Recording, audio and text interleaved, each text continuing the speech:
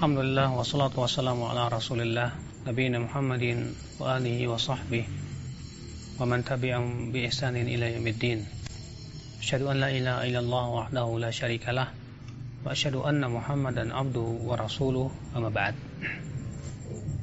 Ayo ikhwah, ada dalam sebuah surat yang disebutkan oleh Rasulullah SAW 30 ayat jumlahnya,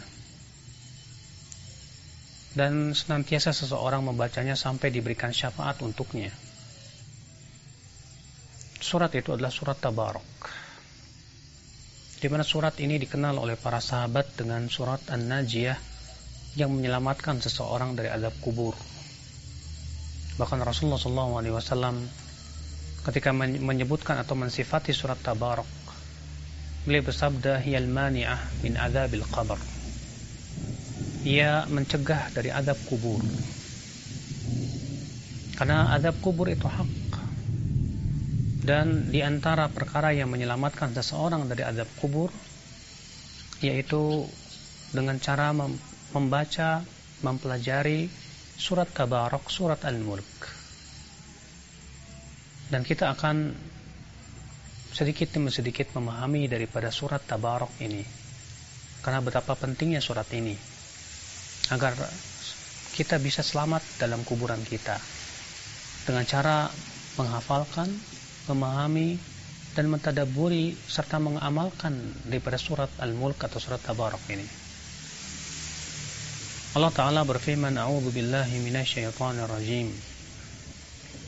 Tabarakalladzi biyadihil mulk wa huwa ala kulli syai'in qadir. Tabaraka, maha mulia Allah. Tabaraka dari kata barakah, yang artinya maha berkah Allah. Tabaraka yang mempunyai makna bahwa keberkahan semuanya milik Allah, dan bahwasanya Allah Subhanahu wa ta'ala diberikan keberkahan yang banyak, mempunyai keberkahan yang banyak, di mana milik Allah lah keberkahan. Sesuatu tidak akan berkah ya kecuali dengan diberikan oleh Allah Subhanahu wa ta'ala. Keberkahan itu artinya ziyadatul khair, bertambahnya kebaikan, di mana seseorang yang diberikan oleh Allah Subhanahu wa ta'ala kebaikan demi kebaikan, berarti ia telah diberikan keberkahan dalam hidupnya. Kebaikan itu berupa ketakwaan, kebaikan itu berupa sesuatu yang terbaik untuk kehidupan akhiratnya. Itu adalah merupakan ya keberkahan yang luar biasa. Tabarakalladzi biyadihil mulk. Maha berkah Allah yang di tangannya kerajaan, dan kerajaan Allah pun Allah berkahi padanya seperti bumi, di mana Allah mensifati bumi itu diberkahi. Allah berfirman, wa baraka fiha. Allah memberkahi pada bumi. Demikian pula ya benda-benda ataupun waktu-waktu yang Allah Subhanahu wa ta'ala berkahi. Dan yang harus kita pahami, akhi, tidak boleh kita meyakini bahwa sesuatu itu diberkahi kecuali dengan dalil. Tidak boleh kita ya ngalap berkah atau mengambil keberkahan atau meyakini sesuatu itu berkah kecuali dengan dalil. Oleh karena itulah disebutkan dalam hadis bahwasanya Rasulullah SAW pernah dengan pasukannya menuju perang Hunain. Kemudian Rasulullah SAW dan pasukannya melewati sebuah pohon di mana orang-orang musyrikin menggantungkan pohon pedangnya di situ.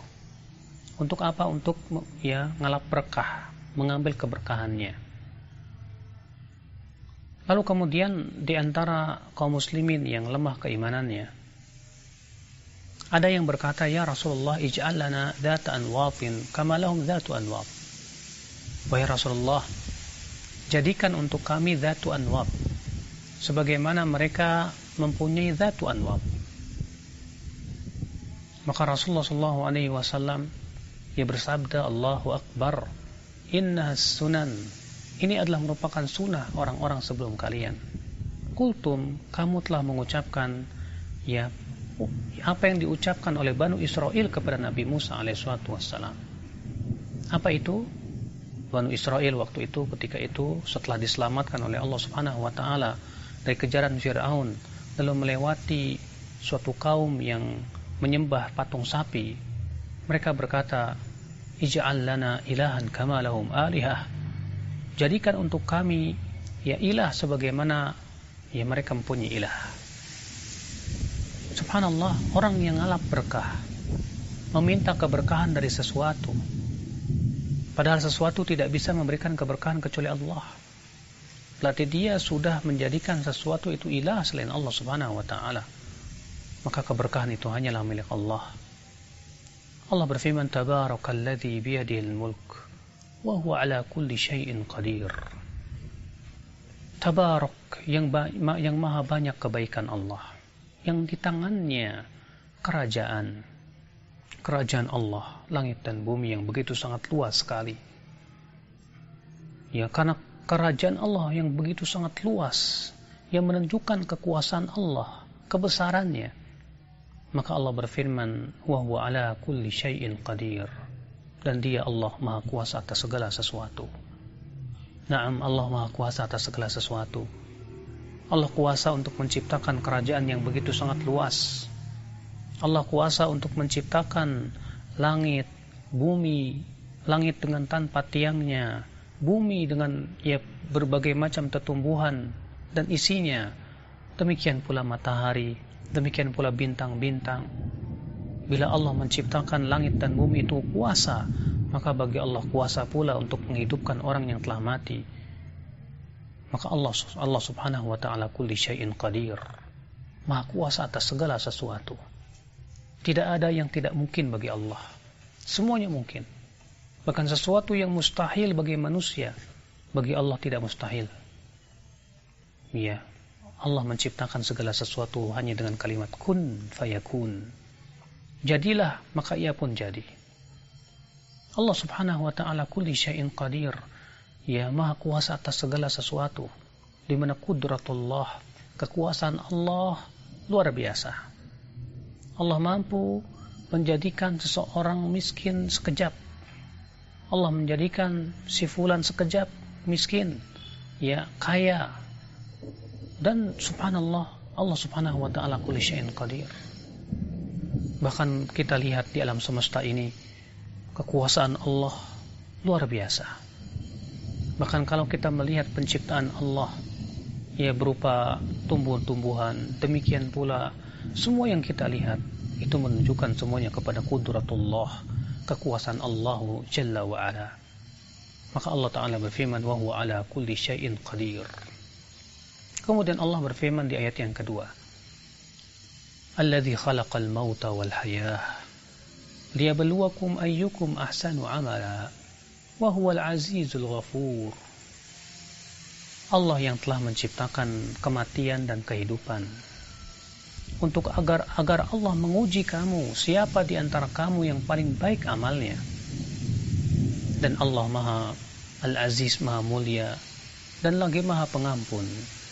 Subhanallah, Allah Subhanahu wa ta'ala mengatakan Allah lah yang telah menciptakan kematian dan kehidupan. Di sini Allah mendahulukan kematian sebelum kehidupan, karena memang kehidupan didahului oleh kematian. Di mana kita 100 tahun yang lalu, di mana kita 1000 tahun yang lalu, sebelum kita menjadi manusia hidup, ya sebelumnya kita tidak ada disebut kematian. Kemudian setelahnya kita pun hidup. Lalu kemudian Allah akan jadikan lagi kita mati. Setelah itu Allah akan ciptakan kembali, dibangkitkan dari kubur kita. Allah menciptakan kehidupan dan kematian. Kematian dan kehidupan, ternyata di sana ada hikmahnya. Karena perbuatan Allah tidak mungkin sia-sia. Sebagaimana Allah berfirman, Rabbana ma khalaqta hadza batila, subhanaka faqina adzaban nar. Wahai Rabb kami, tidaklah Engkau menciptakan semua ini sia-sia. Maha suci Engkau, ya Allah, maka peliharalah kami dari azab api neraka. Maka tidak mungkin Allah menciptakan kehidupan, kematian sia-sia, tidak ada ya tujuannya, tidak mungkin. Semua ada hikmah di belakang itu, ya akhal Islam. Penciptaan segala sesuatunya ada hikmahnya.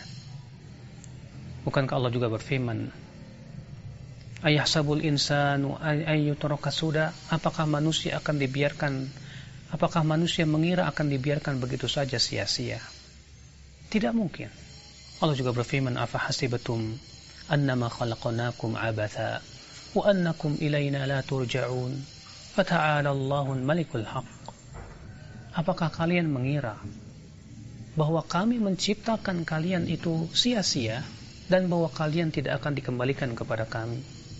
Maha tinggi Allah, Raja yang hak. Subhanallah, akhwan Islam. Tidak mungkin Allah sia-sia.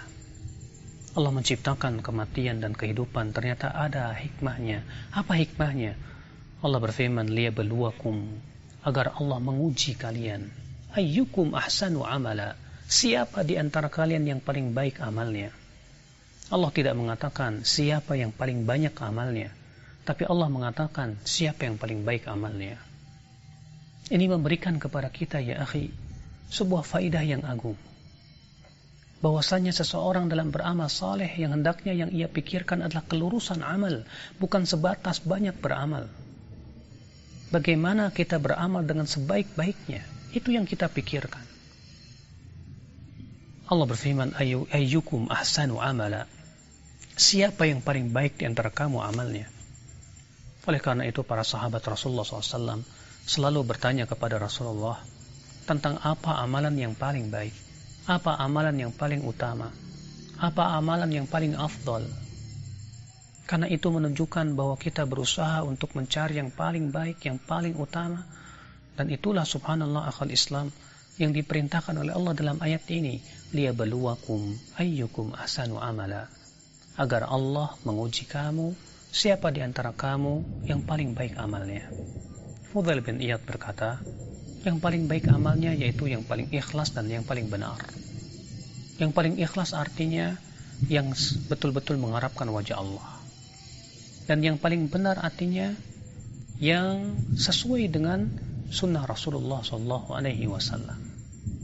Lalu Allah berfirman, wa huwal azizul ghafur, dan Allah Maha Al-Aziz, ya Maha Izzah, memiliki izzah, kesempurnaan, kemuliaan, dan Allah Maha Pengampun. Kenapa Allah menutup ayat ini dengan dua nama ini? Seakan Allah memberitahukan bahwa orang yang beramal saleh dan berusaha untuk memperbaiki amalnya, maka Allah akan berikan kepadanya kemuliaan dan ampunan. Karena amalan saleh, akhi, memuliakan seorang hamba. Amalan saleh, akhi, menyebabkan datangnya ampunan Allah Subhanahu wa taala. Oleh karena itu Allah mengatakan, wa huwal azizul ghafur. Allah, dan dialah Allah yang Maha Al-Aziz, lagi Maha Mulia, Al-Ghafur, yang Maha Pengampun. Maka seseorang yang beramal saleh dan yang ia pikirkan adalah amalan saleh, memperbaiki amalan saleh, maka Allah akan memberikan kepadanya kemuliaan, Allah akan memberikan kepadanya ampunan dari Allah Subhanahu wa taala. Semoga kita termasuk orang-orang yang mendapatkan kemuliaan dan ampunan dengan amalan saleh. Subhanakallah bihamdik, asyhadu an la ilaha illa anta, astaghfiruka wa atubu ilaik. Wassalamualaikum warahmatullahi wabarakatuh.